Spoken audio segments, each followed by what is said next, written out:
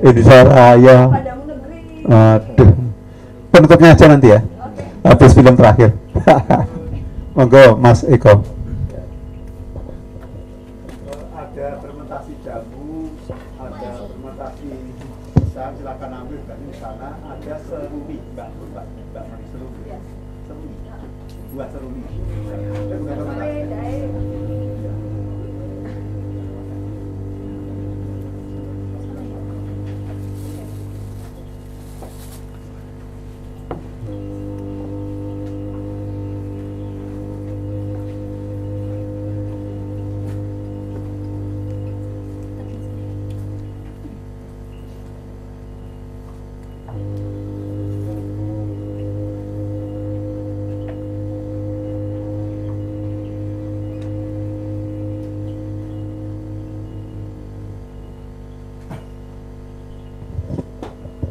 Terima kasih, selamat sore.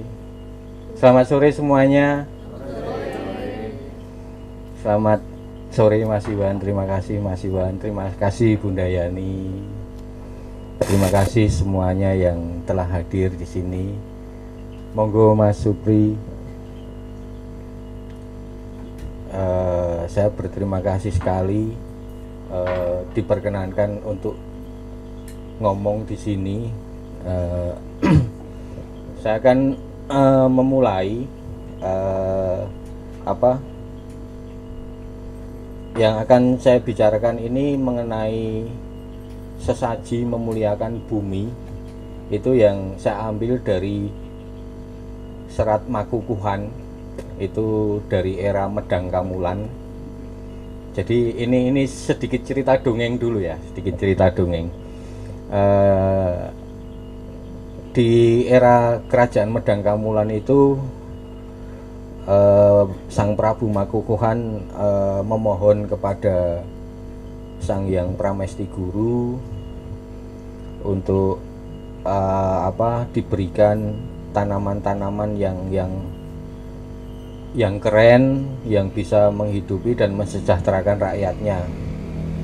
Dan akhirnya Sang Hyang Pramesti Guru melalui Sang Hyang Tantra menurunkan benih-benih tanaman, salah satunya padi, terus polo kependem, aneka polo kependem, terus aneka polo kesampar, dan aneka polo gumantung, dan aneka polo kepri. Polo kependem itu misalnya seperti ubi, terus singkong, terus kimpul. Tahu kimpul Mas Ari? Kurang tahu. Ya, jadi itu umbi-umbian. Jadi umbi-umbian buah yang di dalam tanah yang bisa dimakan sebagai makanan pokok, itu disebut polo kependem. Terus polo kesampar itu tumbuhan yang merambat, yang mengeluarkan buah usia pendek seperti waluh atau labu, ada jipang, semongko, timun, terus apa yang itu melon tanpa biji, markisa dan lain sebagainya. Terus polo gumantung itu buah-buahan yang bergantung dan berusia pendek, misalnya kayak tomat, terong, pepaya, apalagi ya banyak ya. Terus kayak sing kecil-kecil, kecubung. bukan bercanda. Terus polo kepri itu adalah tanaman usia pendek yang dia berbuah biji-bijian kecil. Misalnya kayak koro, benguk, kedelai, cepluan, ini kacang hijau dan lain sebagainya. Itu kan terus akhirnya ini cerita dongeng ya. Cerita dongeng, akhirnya sejahteralah rakyat kerajaan Medang Kamulan. Kemudian di tempat lain itu ada sebuah kekeringan, terjadi sebuah kekeringan. Di situ ada seorang bernama Putut Jataka. Dia memiliki anak. Nah, ini dongeng lagi ya, jangan diketawain nanti. Tapi sejarah juga tuh. Ya, ini sebenarnya sebuah keilmuan yang dikemas dalam bentuk dongeng. Jadi si Putut Jataka ini memiliki anak. Anaknya itu hewan semua, kayak sapi, kerbau, kuda, kambing, ayam, bebek dan lain sebagainya. Itu hewan semua. Si anak-anaknya ini kelaparan, anak cucunya ya, keturunannya kelaparan semua, dan mereka berembuk minta restu dari sang ayah karena mendengar cerita bahwa di Medang Kamulan itu banyak sekali melimpah makanan, maka mereka akan mencari makanan di wilayah Medang Kamulan. Karena jumlahnya sangat banyak, maka berangkatlah mereka ke Medang Kamulan dengan jumlah yang sangat banyak, dan akhirnya banyak rakyat yang protes karena tanamannya rusak, karena banyak hal itu rusak. Kemudian terjadi kekacauan, tanamannya banyak dicuri, nggak tahu siapa pencurinya. Tiba-tiba saat pagi rusak, terus saat sore pagi dilihat, sore dirusak dan lain sebagainya gitu.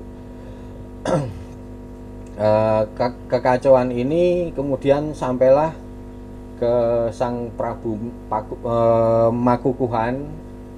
Kemudian akhirnya Sang Prabu Makukuhan mengutus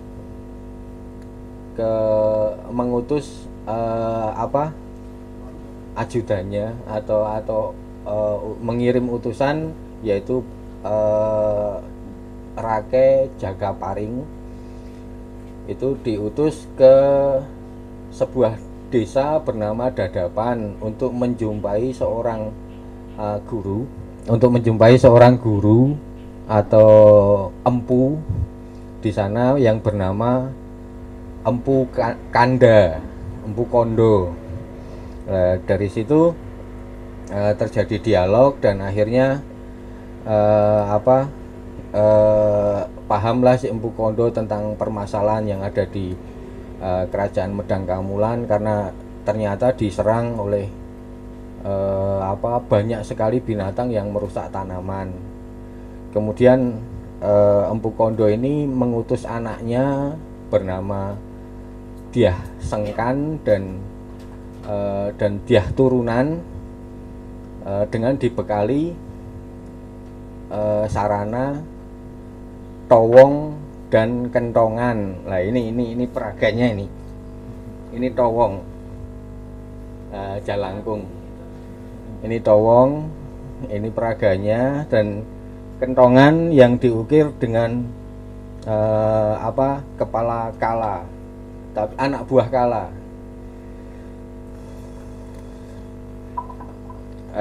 Anak buahnya, bukan kalanya. Ya, anak buahnya. Terus di situ juga dibekali mantra. Kemudian di situ kan selain dua orang putranya yang bernama Dyah Sengkan dan Dyah Turunan tadi, disertakan juga abdinya Empu Kanda yang bernama Empu Wayungyang dan juga Empu Condromowo. Nah, di sini berangkatlah keempat orang ini menuju pusat kekacauan, dan benar ketika dilihatnya itu terjadi kekacauan yang sangat banyak. Di situ kacau balau, tanaman, istilahnya mereka melihat hewan-hewan ini berpesta di satu sisi hewan ini berpesta, di sisi lain tanaman rusak, rakyat menderita gitu kan. Di sini akhirnya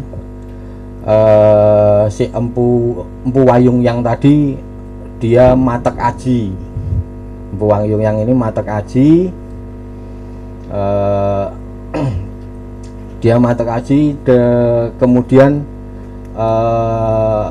setelah matek aji dia bisa menghadirkan anjing dalam jumlah yang sangat banyak untuk mengusir sapi, kerbau, kuda, kambing, kancil, menjangan dan lain sebagainya, kijang dan lain sebagainya. Itu bisa diusir dan dikarantina oleh ratusan anjing itu. Kemudian Empu Condromowo nggak mau kalah, dia matek aji, Metsu Budi, kemudian mendatangkan kucing dalam jumlah yang sangat banyak, ular dalam jumlah yang sangat banyak, dan juga burung hantu dalam jumlah yang sangat banyak. Waktu itu di serat itu dikatakan manuk guwek dalam jumlah yang sangat banyak untuk mengusir dan memakan tikus dan wereng lainnya kayak gitu. Akhirnya semua kekacauan itu bisa dikendalikan dan dikarantina, tapi belum selesai permasalahan itu. Ternyata permasalahan itu belum selesai karena masih ada yang namanya Putut Jantaka tadi. Dia mengetahui, Putut Jantaka ini mengetahui bahwa anak-anaknya itu dikalahkan atau dikarantina oleh anjing dan kucing, sangat marah. Putut Jantaka ini sangat marah dan akhirnya mereka si Putut Jantaka ini marah dan mengacaukan, mengobrak-abrik dan menyerang si Dyah Sengkan, Dyah Turunan, terus Empu Wayungyang dan Empu Condromowo tadi. Dari situ akhirnya yang dibekali oleh ayahnya yaitu mantra dan towong. Mantra, towong dan kentongan ini bekerja dan akhirnya si Putut Jataka ini bisa dikalahkan. Jadi ini towong, Mas Iwan dipukul Mas kentongannya tuk tuk tuk tuk gitu kan. Saya mau sedikit ilustrasi.